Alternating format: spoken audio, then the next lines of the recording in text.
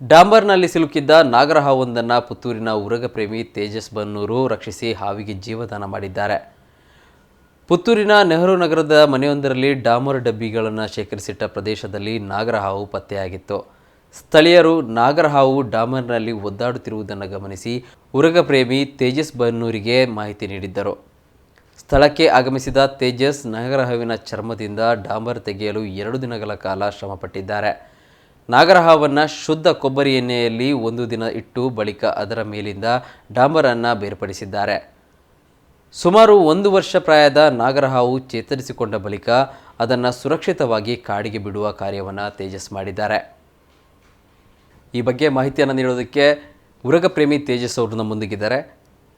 ತೇಜಸ್ ಅವರೇ, ಈ ಕಾರ್ಯಾಚರಣೆ ಹೇಗೆ ನಡೀತು?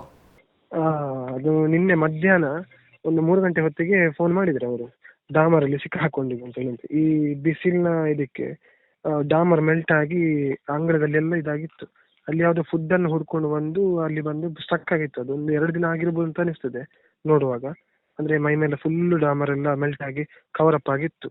ಆನಂತರ ಮತ್ತೆ ಅದನ್ನ ಅಲ್ಲಿಂದ ಡಾಮರ್ನ ಪೋರ್ಷನ್ ಕಟ್ ಮಾಡಿ ತೆಗೆದು, ಆದಷ್ಟು ಕತ್ರಿ ಮತ್ತೆ ಇದರಲ್ಲಿ ಚೂರಿಲಿ ಕಟ್ ಮಾಡಿ ತೆಗೆದು, ಆನಂತರ ಕೊಬ್ಬರಿ ಎಣ್ಣೆಯಲ್ಲಿ ಅದನ್ನ ಸವರ್ತಾ ಬಂದು ಆ ಡಾಮರನ್ನು ಕಂಪ್ಲೀಟ್ ಆಗಿ ಇದು ಮಾಡಿದ್ರು. ಮತ್ತೆ ನಿನ್ನೆ ರಾತ್ರಿ ಇಡೀ ಅದನ್ನ ಒಂದಿನ ಇದರಲ್ಲಿ ಕೋಕೋನಟ್ ಆಯಿಲ್ ಅಲ್ಲಿ ಮುಳುಗಿಸಿಟ್ಟಿತ್ತು, ತಲೆ ಭಾಗವನ್ನ ಮೇಲೆ ಮಾಡಿಟ್ಟು. ಹಾಗೆ ಅದರ ಎಣ್ಣೆ ಅಂಶದಿಂದ ಕಂಪ್ಲೀಟ್ ಆಗಿ ಇದು ಬಿಟ್ಟು ಹೋಗಿದೆ. ಮತ್ತೆ ಇವತ್ತು ಬೆಳಿಗ್ಗೆ ಸ್ವಲ್ಪ ಇತ್ತು ಕುತ್ತಿ ಭಾಗ, ಅದನ್ನೆಲ್ಲ ನಾವು ಕೈಯಲ್ಲಿ ಹಿಡಿದು ಕ್ಲೀನ್ ಮಾಡಿ ಕಂಪ್ಲೀಟ್ ಹುಷಾರಾಗಿದೆ. ಅದು ಯಾವುದೇ ಸಮಸ್ಯೆ ಇಲ್ಲ, ಮೈ ಮೇಲೆ ಗಾಯ ಎಲ್ಲ ಏನಿಲ್ಲ. ಇನ್ನು ಸ್ಕಿನ್ ಹೋಗಿ 2ನೇ ಹೊಸ ಸ್ಕಿನ್ ಬರ್ತದೆ, ಅದು ಹಾಗೆ ಮತ್ತೆ ರಿಕವರಿ ಆಗ್ತದೆ. ಸಾಧಾರಣ 1.5 ವರ್ಷ ಪ್ರಾಯದ ನಾಗರಹಾವು ಅದು.